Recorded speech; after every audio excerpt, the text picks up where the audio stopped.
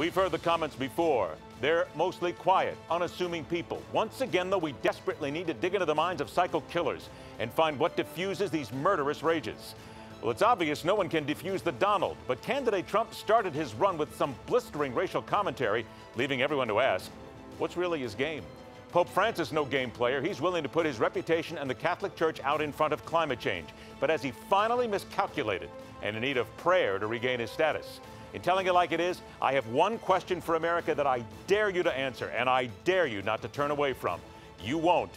I'm Ed Berliner. This is The Hardline for Friday, June 19th, 2015. One of the things we're lacking on climate change is leadership. We're lacking leaders who will stand up and say that we need now to take action, and that action will be difficult and disruptive sometimes. And the Pope has gone where a lot of our political leaders are too timid. The situation of Greece is getting critical. The current economic assistance program to Greece runs out in 11 days. 4 months of negotiations have not led to the necessary compromise. The Eurogroup meeting yesterday did not manage to break the deadlock. The game of chicken needs to end. Some of the shops, they came to open their shops, some of the owners. The military on the ground, they refused for some of them to reopen their shops, claiming that they don't have instruction, they have misunderstanding. I want to see people, if they have a racial problem, do not pick up a gun to go out and kill people just because they hate the opposite race or person, another minority. Stop picking up that gun to do it.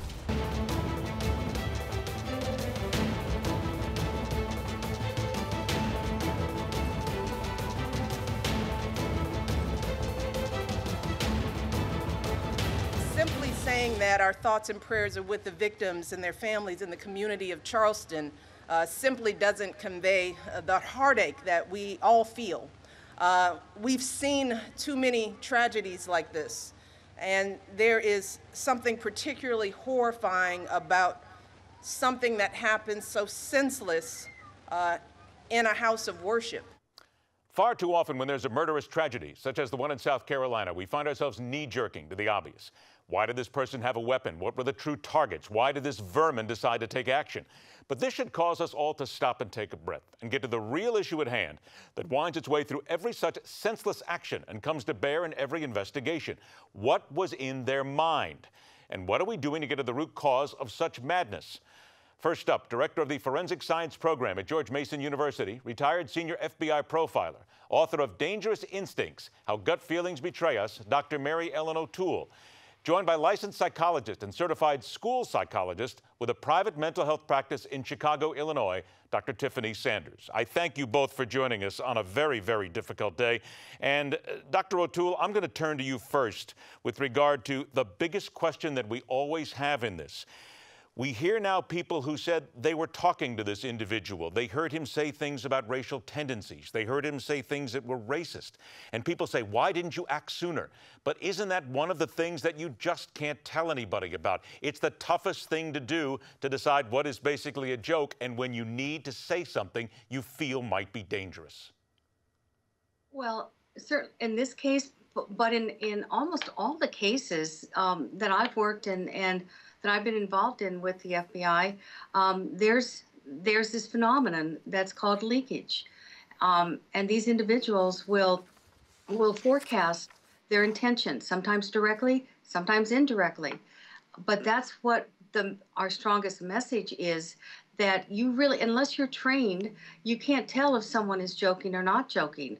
I can't tell if somebody's joking or not joking. It would require me to do an assessment to determine whether or not they're serious and that they've taken steps to carry out that threat of violence. Isn't that the key, though? You just mentioned leakage, because just people who know an individual, if they're not trained, they can't tell. We're always then stuck with people who say, well, he or she said something. Why didn't you say something? It's impossible. Even you as a professional say that you really just can't get in somebody's mind and find out what their intent is.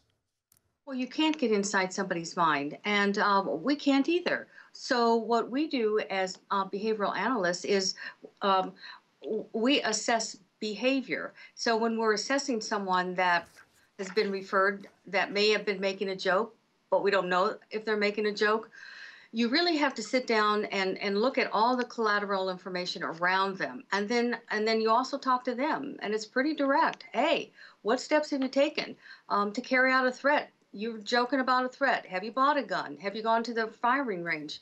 It's a pretty direct process. We just don't want people to dismiss what could be an extremely important piece of leakage, and it's just assume that it's a joke, because maybe it is 99% of the time, but that 1% is just critical. Dr. Sanders, let me come to you then, because looking at the backgrounds of these killers, looking at their childhoods, looking at the people they know, looking at the things that they've done, how do we then, as just the general public and even professionals such as yourself, look at these things, take them in, and try to get ahead of it? How do we do that, in your opinion? Absolutely. Thank you for having me. So if someone is making claims of potentially wanting to do harm to someone, it's important for them to contact the police and let the police first decide if that person's at risk, versus we're making layman's people making that decision. But if I can interrupt you for a second, what is that Yes. line, though? I mean, because when we have to make that decision to call the police, where should we draw that line that now's the time? So typically, now's the time. It's like, they're making very much threats towards something or someone. They have a definitive date and time. They tell you the plan. They tell you the weapon. And if they say, well, I'm going to do something this day, usually that's about enough information to make that call to the police. And when that person is brought in for that evaluation, as the other doctor was saying, we're assessing their behaviors. So we're assessing, have they had any substance abuse issues? What were their day like that morning, the night before? Have they had any, do they have access to weapons, guns? So then we start asking the questions to that individual that will elicit information that will determine whether they're lethal or not. I have a question for both of you, and Dr. Sanders, I'll start with you on this. And I've read some of the studies, but you two are the professionals here. Mass killings and the association with untreated mental illness. First of all, Dr. Sanders, in your opinion, is it increasing? Are we finding the numbers that tell us there is a connection and it's getting greater every day? Well, it's not. Mass killings are not increasing. Unfortunately, they're just very sensationalized. But there is a connection with individuals who do often do mass killings, that they may have had a diagnosis or been misdiagnosed or mistreated. So if someone is, and we don't want to blame mental illness because that's not the cause of it, but there's often a time a correlation between someone who has just committed a crime, such as a mass murder, and them having some sort of mental illness. So, Dr. O'Toole, to you as well, then, that connection between mass killings and mental illness. I completely agree with Dr. Sanders. And if I heard you right, Dr. Sanders, what you're saying is that with many of these shooters, there is a pre-existing diagnosis of some kind of mental health issue. But that mental health issue can't be looked at and a conclusion made that, this person is depressed. Therefore, in the future, all depressed people, we're going to have to round up and put them somewhere in the United States because they have the potential of acting out in terms of a mass homicide. And for me, that's what's happening now. It's people, we're now jumping ahead saying we have to round up all these people and identify them because they're depressed or they're bipolar. Yes, you can have an underlying mental health issue, and many have, but these are still people who understand the consequences of their actions, and they know the difference between right and wrong. So it's not as simple as A equals B equals C. I only have about 20 seconds left, so a quick answer from both of you. Dr. O'Toole, what is the one thing, the main thing that you would be looking for in this investigation in his background? I would be looking for the development and the evolution of nihilistic and homicidal thinking, and at the age at which that started.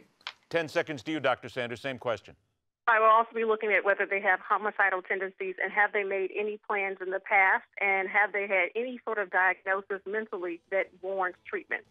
I guarantee we're going to be speaking to both of you again because we have an individual here. We are now able to do the studies, and hopefully we can find out and we can further our understanding of what's happening here, keep it from happening again. Dr. Mary Ellen O'Toole, Dr. Tiffany Sanders, thank you so much for joining us. Stay with us because the political animal is next.